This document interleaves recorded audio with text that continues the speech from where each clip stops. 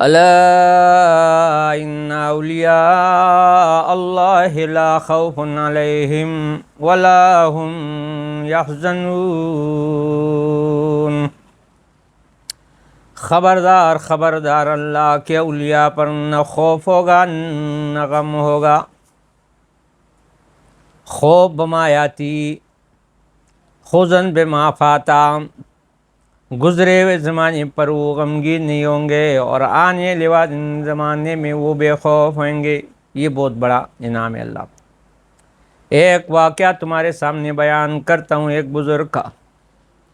خواجہ قطب الدین بختیار کاکی رحمہ اللہ بہت بڑا گزر چکے ہیں، اور ایسا بزرگ ہے کہ آج بھی اس کے قبر پر نہ بدعت ہے نہ شرک ہے، اور ایسا انتظام اللہ نے کیا۔ کئی بزرگوں کے قبور کو جو دیکھا گیا ہے تو وہاں پر لوگوں نے شرک شروع کیا ہے، بدعت شروع کی ہے، لیکن بعض بزرگ ایسے ہیں کہ ان کے قبروں پر بدعت وغیرہ اور شرک وغیرہ کا نام و نشان نہیں ہے۔ یہ اللہ کا کرم ہوتا ہے۔ یہ خواجہ قطب الدین بختیار کاکی رحمۃ اللہ علیہ بزرگ تھے، اور کئی مرید تھے اس کے۔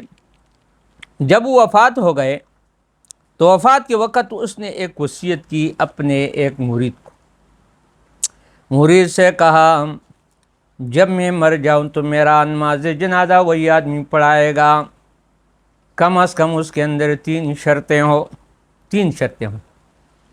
وہی شخص میرا جنازہ پڑھائے گا جو تین شرطوں کا حامل ہو، متصف ہو، تین شرائط کے ساتھ۔ پہلی شرط یہ ہے کہ اسے تکبیر اولیٰ قضا نہیں ہوئی ہو، ایک بات۔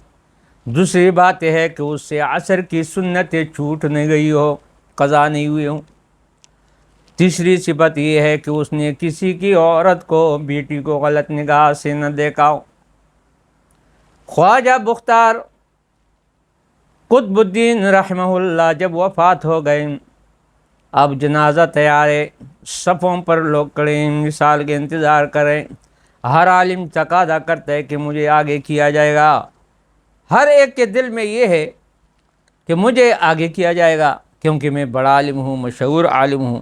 بہرحال صفیں جب درست ہو گئی تو اتنے میں صف کے اندر ایک شخص آیا اور وہ مرید تھا، اور اس نے اعلان کیا کہ لوگوں سنو، آپ سب برابر ہے، میں تین باتیں کرتا ہوں پھر اس کے بعد جنازہ شروع ہوگا۔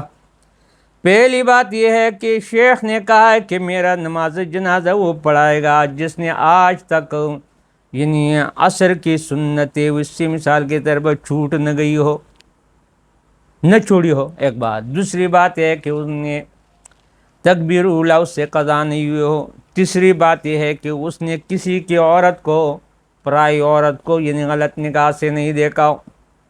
یہ تین شرط۔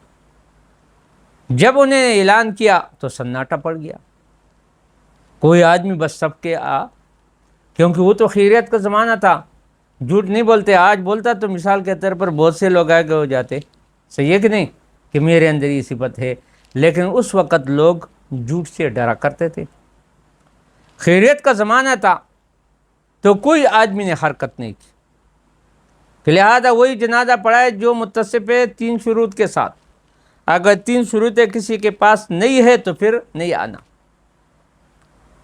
اتنے میں صفوں کے اندر مثال کے دن صفوں کو چیرتا ہوا ایک بزرگ آ گیا، اور سر پر یعنی انہوں نے پگڑی بھی رکھی ہے اور سر کو چھپائے، چہرے کو چھپائے، اور جو ہی آ گیا اور لوگوں کے سامنے کھڑا ہو گیا، اس نے کہا اے لوگوں سنو، جب سے بالغ ہوا ہوں، جب سے میں نے بلوغ میں قدم رکھا ہے تو آج تک میں نے کسی کی عورت کو، لڑکی کو غلط نگاہ سے نہیں دیکھا، اگر دیکھا ہے تو اپنی بیٹی ہونے کے لحاظ سے یا بہن کے لحاظ سے۔